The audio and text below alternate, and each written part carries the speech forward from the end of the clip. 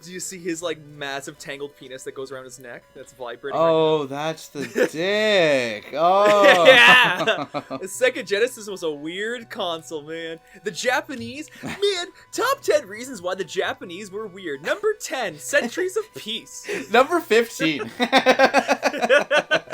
Land of Rome. Rune. The Land of Runefaust. Oh, the Kingdom of Runefaust. Only they can only equip chainmail for the whole time because they didn't destroy the main dragon. Anyway, this game copied Runecraft. Wait, what's it called? Doesn't matter. Oh, yeah, rune crafting, fucking yeah. Oh. Okay, so hey, I'm Soboy, and I'm with Fishy. Something dolphin. I don't know. I don't remember. Dolphin. I'm with Crustacean. So. Mr. Krabs. I am Mr. Krabs. Arr, arr, arr. I'm Mr. Krabs. Still better than the voice actor from the Battle for Bikini Bottom. Arr, arr, arr. Oh yeah. Hello, I'm Mr. Krabs. Hello, SpongeBob. I love quarters and money, and I love doubloons. Oh, Please, Krusty SpongeBob, Krab. Krusty Krab pizza is the pizza for you and me. Okay, that was What? an intentional freeze. Okay, so it froze and stopped on time. Let's see, what are my keys? Right. Shining Force was actually my introduction to Fire Emblem, arguably. Sick. Because back when when you get those like packs of games, there's like 5 games for like $20 from Future Shop back in the day. Oh, yo, those were so weird. I love those. We got one of them that had like Sonic 3 and Knuckles. Nice. Oh, this is all for PC. Sonic 3 and Knuckles, like basically as a Sega pack, and one of them was Sega Smash Pack that was on like the Sega CD or something like that. Yeah. Which had like 10 games. Incidentally, one of them I think was Sonic 3 and Knuckles, which is super funny. But anyway, but one of them was Shining Force. Yeah. And I played Shining Force a ton. Like I loved turn-based. I loved Advance Wars, but then my brothers deleted the ROM of Advance Wars that we had on our computer. Oh, not the ROM. So then I played. They would do that. Then they told me, oh yeah, we hid it on the computer, and then I'm like, oh okay. Then I look for it for hours, and then they were like, we actually just deleted it. We didn't think you would actually look, and I'm like, oh, why did you tell me Anyway, so Shining Force. So then I played Shining Force, and I got to like the second last boss, and then my brothers just cut the disc in half because they're fucking pricks like that. Wow. So Holy anyway, shit, they're rude. So anyway, then I finally got an actual copy of Shining Force on the Genesis, like 10 years later, and then finally actually beat it. Anyway, what are we gonna call this guy? He looks like if Ike and Link had a weird brother, and we gotta call him Like. Let's call him let's call him Lick. Lick. All right, I will accept Lick. Come often. This lit girl never comes to play. She's just reading a story. So, Shining Force is basically just Fire Emblem for people who haven't played it. Cool. It's oh yeah, so also for you, James, you haven't played it. Yeah, I'm gonna be a noob too. It has a lot more of an RPG mode to it, as in like I'm now controlling this guy. Yeah. This is the game basically. I'm walking around. Oh yeah. So this guy is a Centaur, and he is my. Oh shit, he is. What the fuck? Yeah. So Shining, it's kind of cool that way. Shining Force has like. It's like set in like a fabled time, so there's like elves and whatnot. No one really makes a stink about this. This is my best friend for some reason, like this 50-year-old man. Yeah. Hello, like, looks like we have no Thor play. So looks like nom. The nose gives him his voice. It's so pretty. Yeah, so that's him. And this guy's like, you have to make the message. So Colonel Sanders is gonna die soon. Already? Yeah. You know, he honestly looks like what's it called? Guy from the second Fire Emblem, the guy that you get at the very end. Oh, in the 3DS remake. Brody he's man. Fuck, what's that guy's name? He's a grandpa, right? It's like that's what he's like. Alan's grandpa. Fuck, now I don't remember at all. He's so irrelevant to the plot because you get him like actually like in the second to last chapter in the whole game.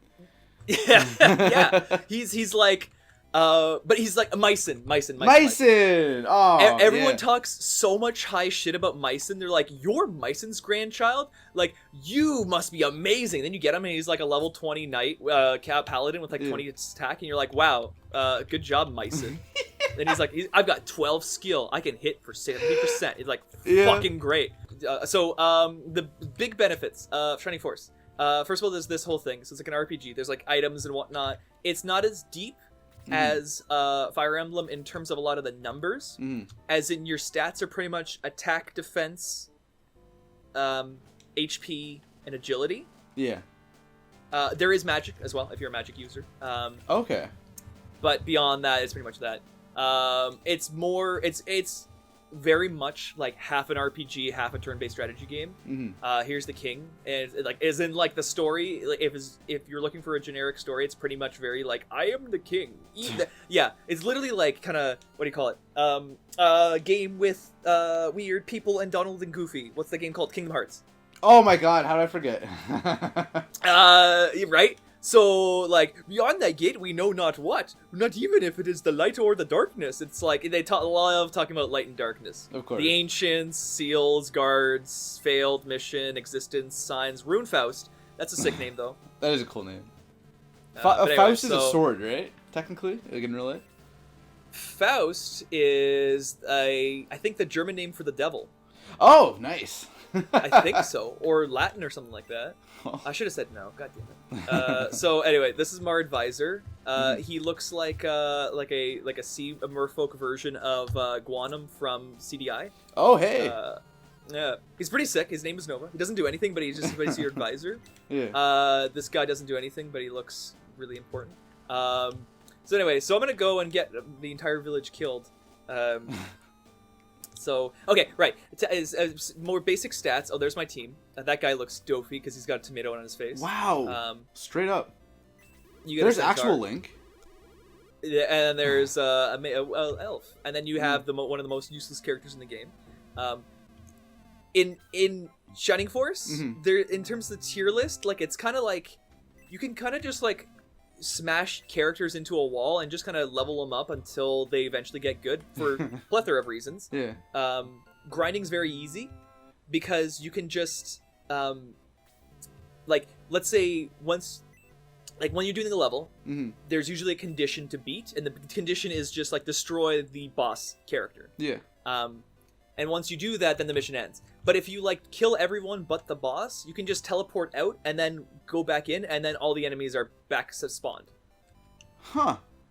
So you just infinitely kind of go through the loop until you're satisfied. Right? So you can just grind. If you find a level with it has easy enemies, you can just grind until that, and then like level up anybody. To which I did to see what units are good. Yeah. Or at least level up well. And for the most part, most units kind of just level up equally. Like they're kind of just like their attack goes up fine. All the like centaur characters kind of like are become the same, give or take. Some are better, some are worse, and I'll go over them later. But Hans, your archer, and almost every archer in this game never levels up any of their stats. Oh, like, okay. So I could demonstrate, I guess. But like literally like the first 5 level ups of Hans, you do not level up attack, defense, or HP once. Huh.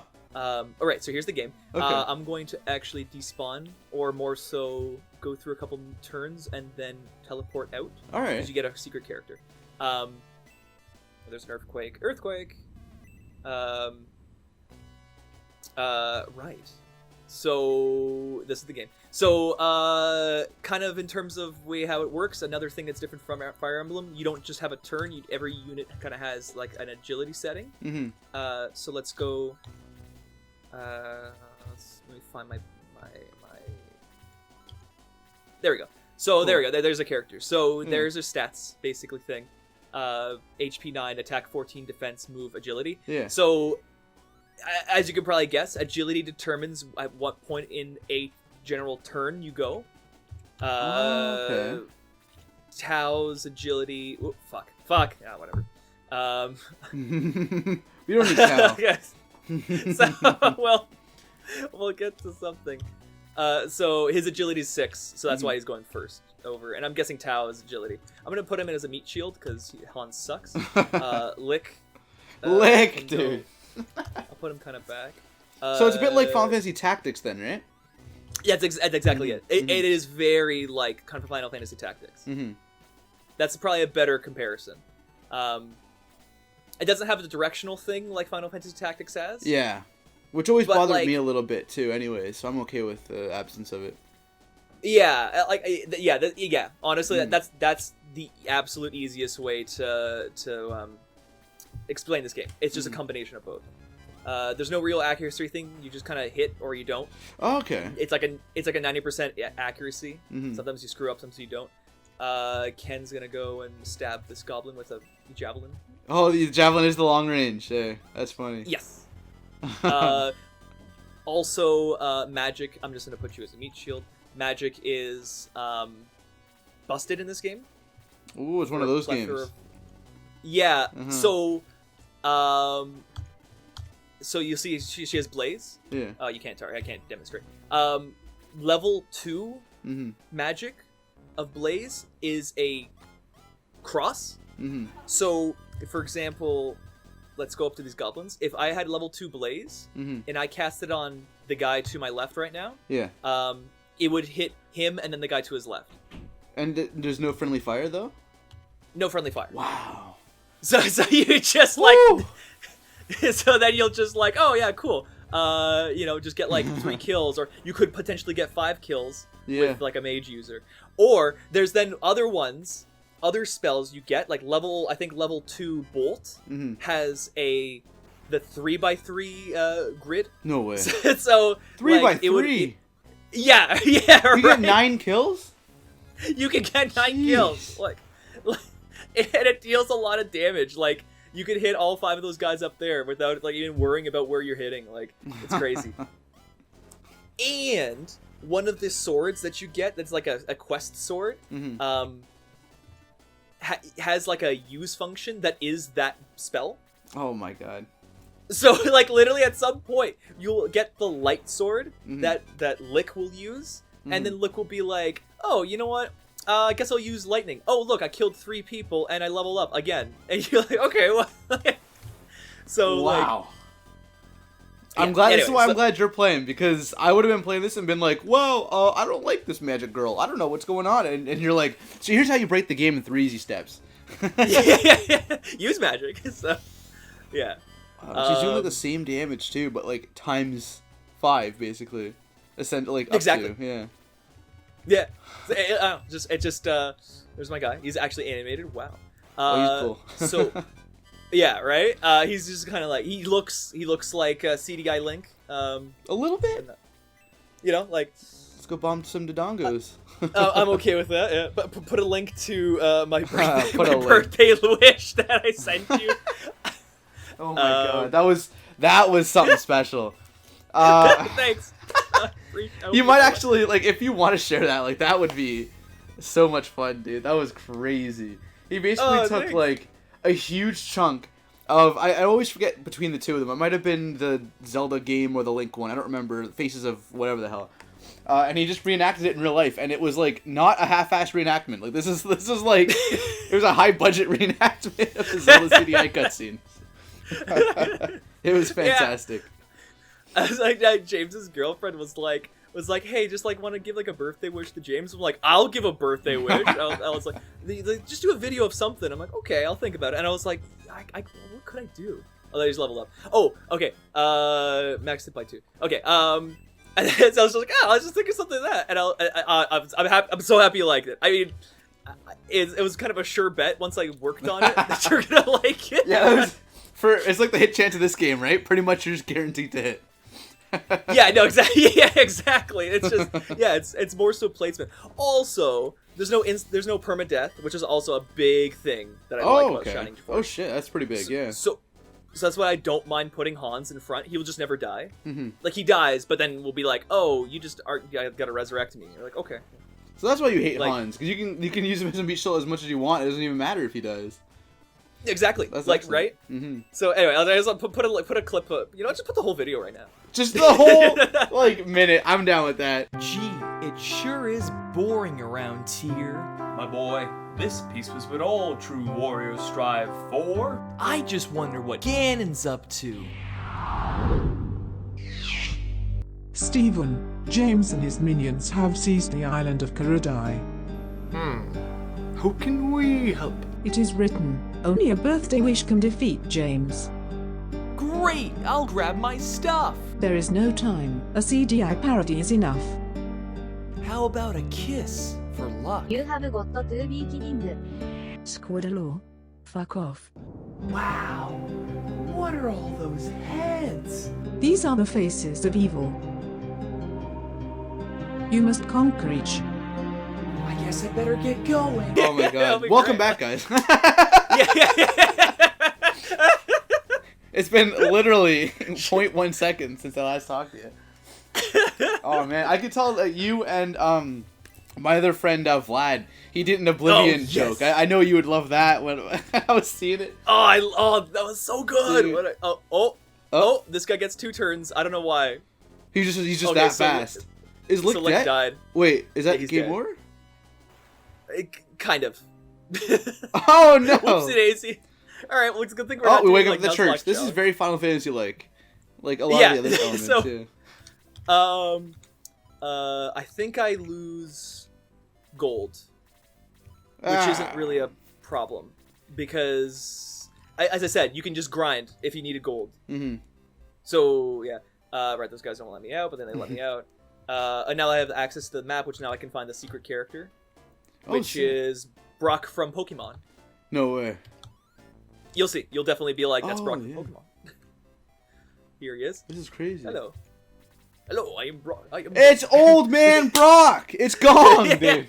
It's fucking. He's next to rocks. He's got a Geodude. He's trying to chop the Geodude down. He's like, I will get him draw a Geodude. Oh, he's running away.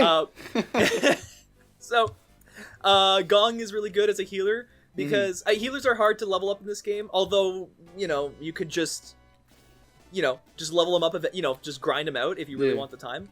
You got him now. He's one of the best healers because although his MP is kind of low, like his general magic pool is kind of low. He gets a spell that is just Fortify. Oh wow! Infinite range Fortify too. Yes. So wow. you literally can just sit here and you're Fortify, and then all your guys get healed. Good man, dude. Buddy has a full restore on him. Yeah. No. Yeah. So right. Anything else to mention? There was something. Oh yes. Probably the other biggest thing with Shining Force is that promotions. You can promote anytime after level 10, obviously. Oh, nice. You do it for free at the church. So you don't need a Master Seal. Another big thing I love about Shining Force. But the trade-off is that your stats go down. They go down. So they go down. So let's say your attack is 20, it goes down to 16. It goes down by 20% or something like that. Yeah. But when you level up, the RNG that you potentially could level up is multiplied by 10. So literally sometimes, and we'll see it in this playthrough at some point. For example, Ken's HP is 11 now. Yeah. By level 5, it might be 25. Wow. He might just be next time he'll be I'm going to level up my HP by 7, just because he felt right. This game really goes full ham with its RNG. So let's say attack by 1, defense by 1, speed by 1. Your main character's level ups are pretty pretty basic. Yeah. And every other Shining Force game after this, it kind of follows his. Attack by that. Okay, yeah, that's pretty generic. But yeah, so literally there's one character you get called Pele. No. Yes, Pele. Who's once you promote him at level 3 or level 4 paladin, he levels up his defense by 12. Jeez. And then his attack by 7. And so his defense goes from a 25 to a 37, and he does not get damaged. You could really min-max the fuck out of this game, eh? Yeah, it's so hard to there's no percentages. The guide you go online that you can find does not help, because it just shows you like a chart as to like whether they do really well when they're in early stages or they do really well in late stages, or they're just a direct line. And that chart does not help, because one time Gong can level up his attack by 8, and then he goes from dealing 1 damage to dealing 9 damage per turn. So like, like oh look, he just doubled. Oh, he's doubling. RNG. So yeah, no, So I think that's everything. I can kind of go for like a basics of what's different in Shining Force to Fire Emblem. Cool. How is your life? It's been good, man. I like many others just received an Xbox Series X in the mail, so I've been enjoying that, playing around with it. Had a whole unboxing video and a room tour and all that stuff for my stream. Yes. So it's been like, it's been a thing. I've been doing some crazy stuff lately, but I am so glad to be able to just sit down and hang out with you and play some cool retro games, man. You know, like right after a new console generation comes out, I get very nostalgic for like the old stuff. And I was just looking at my my PS3 and I'm like, I could play Demon's Souls on this too. Yeah. Let's play Demon's Souls on the PS3. Oh, sick. Yeah, no, I'm actually so happy for your Twitch channel, because I think last time I checked you had 160 followers. Yeah, I'm up to 192 or 93 now. Okay, there we go. Road to 200, I was baby. like, Let's do it. Because like last time I like watched your thing, I was like, well, I watched some of your Call of Duty. Because I was like, I just wanted to see like just how the channel was. I was like, oh, like is he at 100? I'm like, oh, he's definitely after 100. Because last time I checked, you were like, oh, let's see if we can get to 100. I'm like, whoa, okay. So yeah, I'm so happy you're like you're doing it. I'm living the dream, almost literally, because half the reason I even did this in the first place is because I probably like a lot of people back in, I was in high school in like 2010ish, 11, 12, whatever. I always told myself, man, if I only started a YouTube channel like 3 years ago, I would have been big. And I told myself that every year. And so I was like, you know, quarantine and all that. I was at home not doing anything anyways. I was like, let's see if I could. Let's test my old self. Let's see if I could have done it. And even if I don't ever become like Ninja, basically, like the obviously like best Twitcher and all that crazy guy. No, of course. I'm okay living the rest of my life going, I probably could have been a cool YouTuber or streamer, you know? Like it's just a cool thought. Yeah. No, exactly. And now if you're doing like, that's the thing, like I think there's now a lot more room for like the mid-tier streamers that like if you can get like, I feel like the biggest thing is you're putting the time in. That's the thing, like I'm happy that you're able to do it, like and sometimes I feel bad that I'm just like I haven't uploaded it in like 3 months because it's not available, or like the editing takes forever. It does. And I'm just like, and I'm kind of like, fuck, I exactly that. I feel like so hopefully that hasn't been a negative for you. But I'm happy that you're you're doing it, that you're putting the time in, you know, and it's paying off. Like yeah, well, actually, now that you mentioned it, one of the main reasons why I chose streaming over going conventional YouTube again is because the one thing that always stops me from being consistent is the editing time, because I'm a perfectionist when it comes to editing. And if you look at any of the videos I've done for my channel, other people's channels, I spend too much time on every little frame. So with streaming, I'm kind of just like basically barfing content out onto the people. I'm like, it's good or it's bad. We'll find out. Yeah. Here it is. There you go. Yeah. So it stops me from having that like check on my content. So it's a weird thing that works. Yeah. But I mean, you yourself, you've got I don't know if you've mentioned this on the channel yet, but you've actually got a television show. You've got a television show in your local cable, and that's awesome, man. That is such a cool thing. Thanks. Thanks. Yeah, no, thanks, man. Yeah, it is a kind of nerd culture show about Hamilton stuff. So it's like a local cable stuff. So if you're not from Hamilton, so you noticed his HP went up by 3. Yeah. Oh wow. Things just jump like that. But anyway, so I do like stuff like interview local game stores or whatnot, or go to try to find like the board game cafes around town and whatnot. And that's basically kind of the show. I was just trying to think. Like last episode, I was interviewing competitive Magic players because I play Magic, and then there's a bunch of people that I was like, oh, I know some people go to like the PTQs and like the Pro Tour qualifiers, which is what PTQ means. I'm just repeating myself. But regardless, let's put Hans here. No, let's put Hans back. He's wasting space. Oh, this is the overworld you're fighting in now. This is kind of interesting. Yes, and in terms of an overworld, this is just like one of like 20 like overworld maps you can get to. Huh. So it's just like this is just another map realistically. Yeah. This game has a lot. Like it's like it's not as it is very much more kind of quantity over quality. Yeah. Whereas I find that Fire Emblem very much so like all the Game Boy Advance games are very like, here's all our stats, here's the drawings, here's your like conversations, here's your little like details that you can get into. Yeah. Here's the hit chance, the little like abilities your characters get. None of that's there. None of that's here. This game's very much like, okay, yeah, here's guys. Put numbers against numbers and we'll see what happens. Yeah. But then you also have centaurs, but then you also have like werewolves, and then you also have like flying. You literally get a flying spaghetti monster at some point. Like you're right. Like it's a squid, but like it's but it's this cute little like squid that you have to like level up as an egg.